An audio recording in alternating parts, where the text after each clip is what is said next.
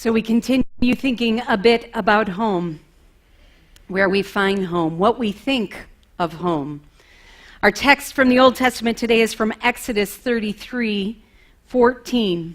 God reminds us that my presence will go with you and I will give you rest.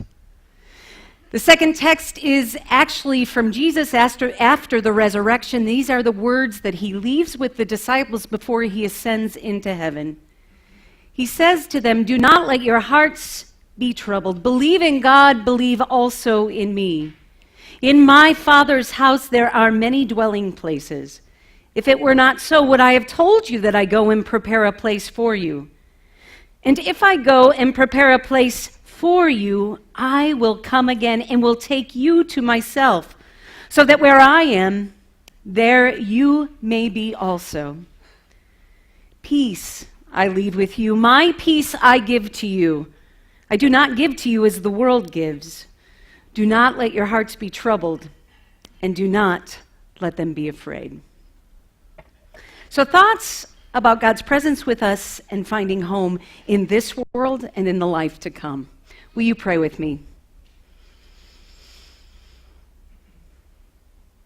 Holy God, may we all find home with you in this place, as we leave this place, and may we offer radical hospitality to all whom we come into contact with and welcome them home. Amen.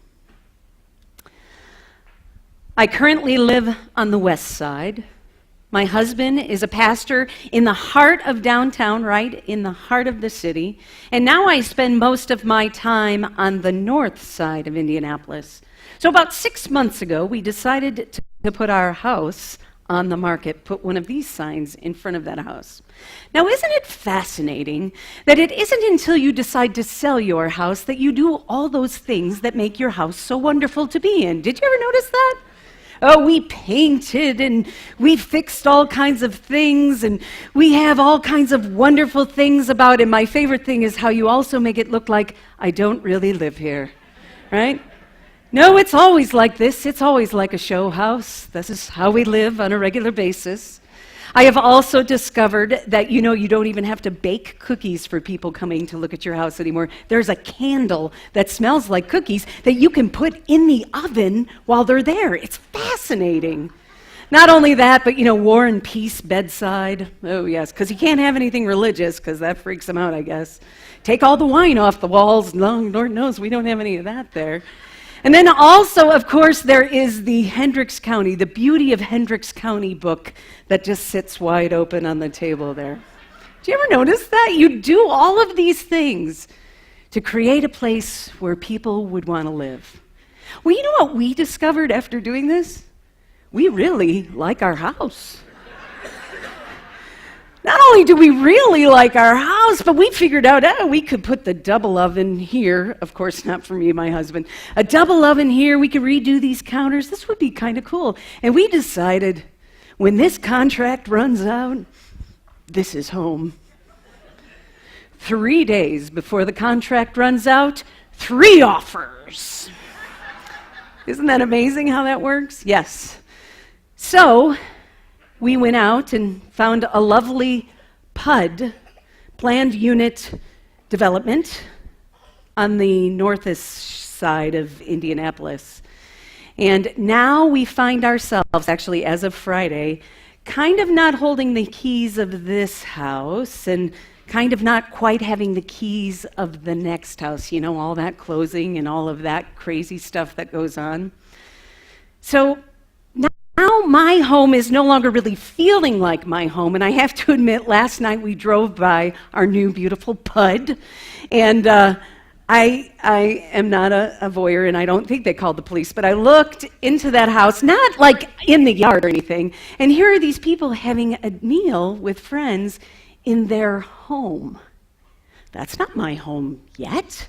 That's their home. So we're in this really awkward place, and I have to tell you, as we were driving home last night, I could not help but think how it must feel to have these kind of feelings for those people who are staying at the Sun Foundation, to not only have home, but to not feel well and to be in the midst of treatment, I give God thanks for the Sun Foundation.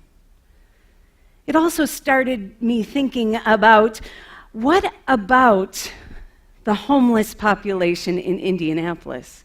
What about the people who on a regular basis say, where am I going to live? Where am I going to find home?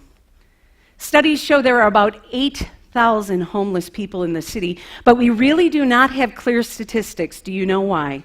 Because with this new economy, with the gap growing bigger all the time, the homeless are finding places to stay, but 1 week at a time. They call it couch surfing. And do you know who those people are? Maybe not the ones you think of. They're mostly women and children. So just because we don't see it doesn't mean that there aren't people in this community, little teeny people, who are saying on a regular basis, where am I going to live? Where will I find home? Andrews Church is Roberts Park United Methodist Church, and its tagline is home in the heart of the city. This is Roberts Park right here.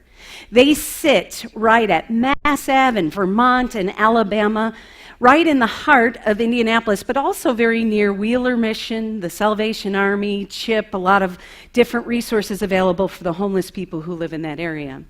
They have come together with other churches in the inner city, and all together they work to provide services for people in need.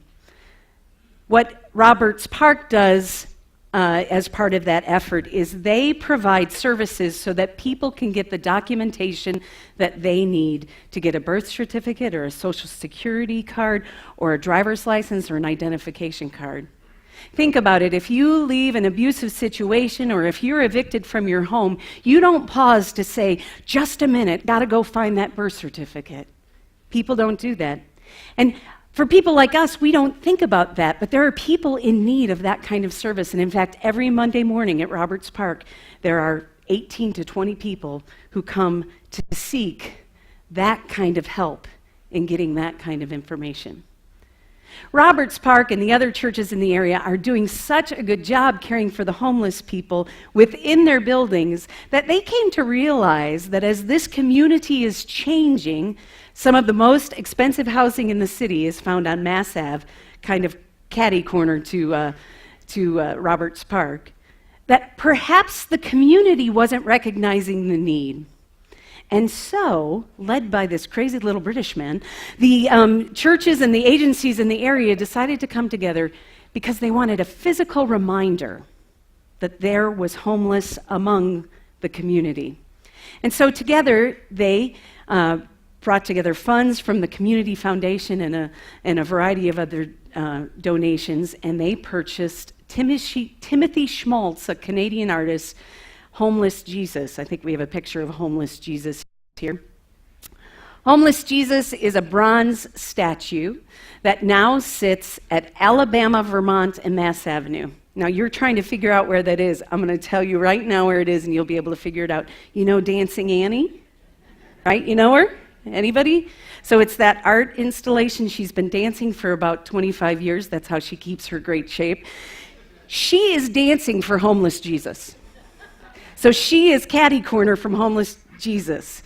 So just go find Annie, look at who she's dancing for, and there you'll find Homeless Jesus. It sits right by Roberts Park there. What's interesting about this statue, this bronze statue, is the variety of different responses to it. First of all, very, very angry. Why are we spending this kind of money on a statue? Why isn't that money going to help people in need, homeless people? The second is even better. Roberts Park is, I think, being sued because it's way too close to public property. It's just off public property. Other people probably walk by and never even notice. What I really love is this past winter when Homeless Jesus was covered in snow, the police started receiving calls on a regular basis. There is a dead guy hanging out outside of the church at Roberts Park. And the police now are used to those kind of calls. But then there are a group of other people who have had a totally different response, and it's been done anonymously. Andrew went into church one Monday morning and he looked out and he thought there was somebody like laying on top of homeless Jesus. So he walked over and there he discovered coats, brand new coats that somebody had laid across homeless Jesus with a note that said, "Please take one if you need it." Somebody did the same thing with socks. Another person did the same thing with some scarves. Somebody else took candy canes, hung them all over the statue and said, "Merry Christmas, take one if you're hungry." See, this physical reminder of Jesus being present with us is making a difference on Massachusetts Avenue. It's making a difference in the heart of the city because people can't ignore it anymore, can we? When we see this physical reminder that there is a need, most of us are moved to make a difference.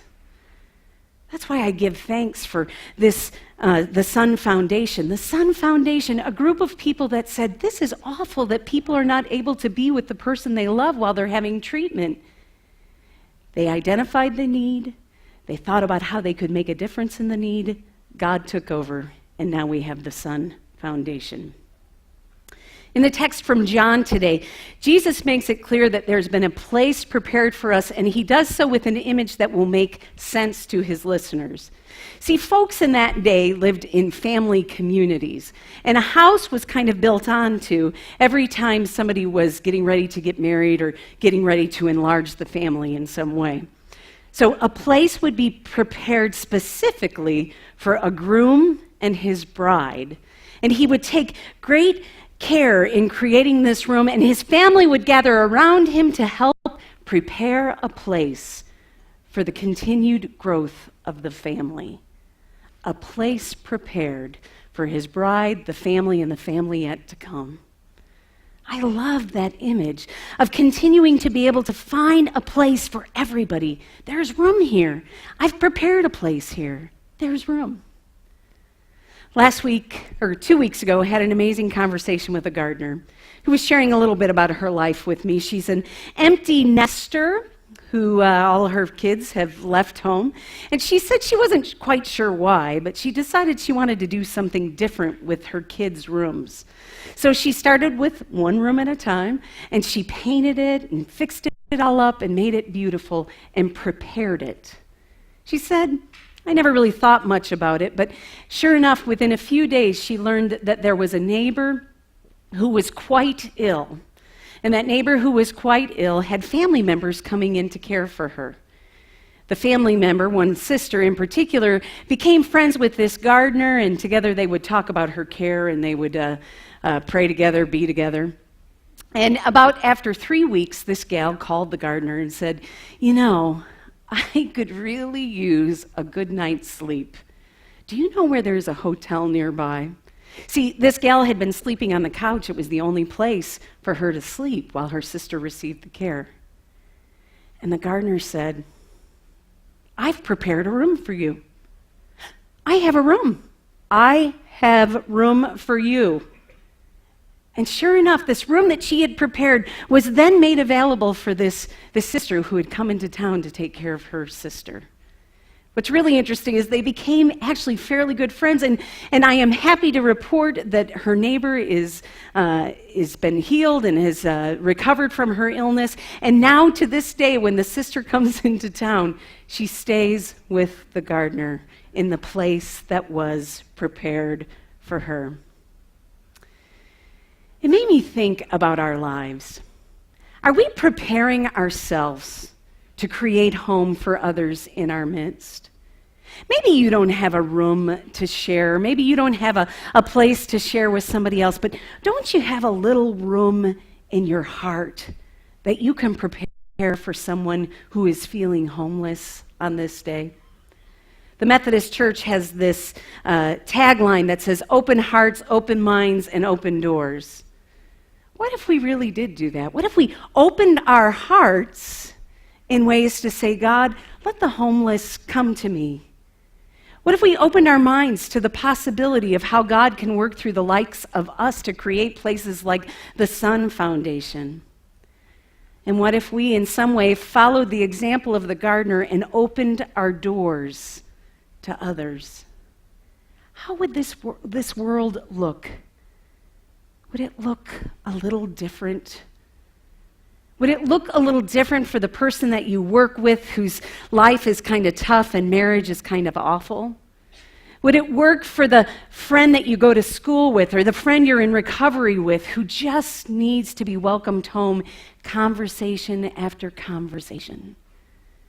See, I think God is calling us all to wake up and prepare space in our lives for all of God's children to know the power of love and the power of that peace that passes all understanding that Jesus tells us about in that text.